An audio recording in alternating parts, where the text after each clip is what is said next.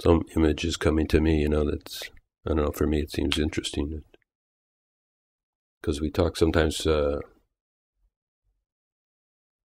between words or between sentences. Something has a possibility to show up. Yeah. And we call it maybe space or silence or awareness. And it's there underneath the word too, but somehow then we're not looking for it. We're looking for the meaning in the word, or again, that thing called content. We're trying to engage the content. Yeah. And so then in between, okay, we've been pointed to that place. Now what that means or why or what's so good about space or what maybe we don't know. Yeah. And then in another teaching, they talk about, the first stumble or misstep is the I thought. The thought that I exist, or the thought that...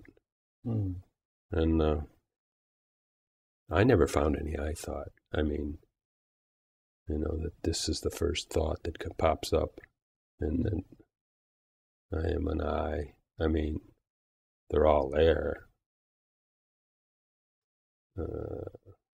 Just not the assumption of the first one. The assumption.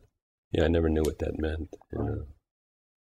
And that there would be one thought that preceded all other thoughts, because no thinking could happen without the I. Oh, right. It's explained that way sometimes. I found that very cumbersome for me. Yeah. But it really didn't mean anything. It was just something to say, yeah, of course. Yes. But when you look at it,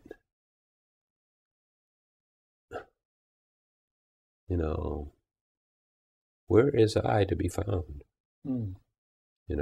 We find it in memories, but memories are thoughts.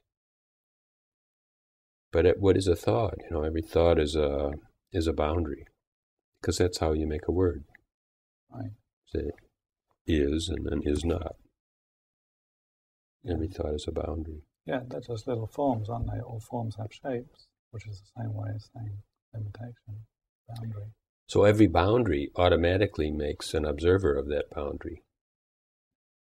If you follow me. Okay, yeah, just about. Well, I mean, you can't distinguish a boundary. You, yeah. If you can't distinguish, it takes a who to distinguish a boundary. Okay. So in that sense, every thought is an I thought. Wow. And between every thought, there's no I. Yeah.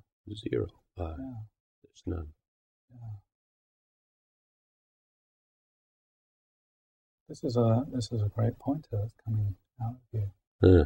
Because so what if that's the case? You were playing with what ifs earlier. Yeah, right. So what if it's true that every thought is an I thought?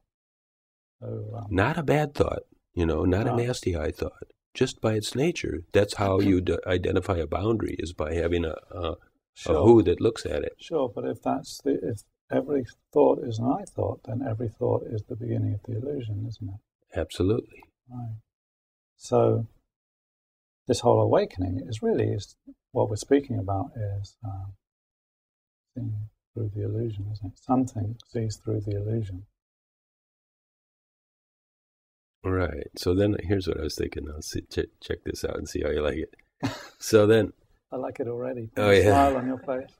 Let's say that we have a very concentrated focus. Yeah. And so then all those thoughts are really close together. They're lumped really close together, and it looks like a obelisk, like a monument. Yes. It looks huge. Yes. And then let's say in some expansive moment, all of a sudden,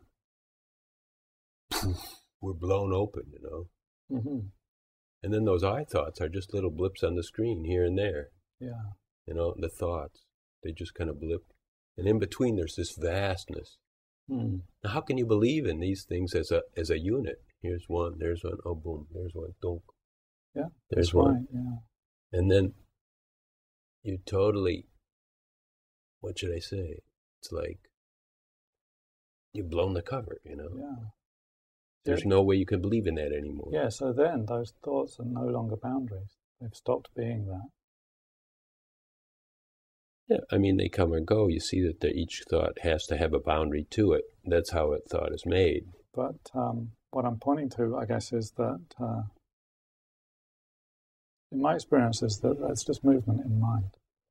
The movement of mind is happening, but there's no boundary assumed there. It's just doing what it does, what it will always do. And I don't mean always, as in this moment it has to be here, but it certainly is going to come back. That's how I wanted to say. What I wanted to say is that's its duty.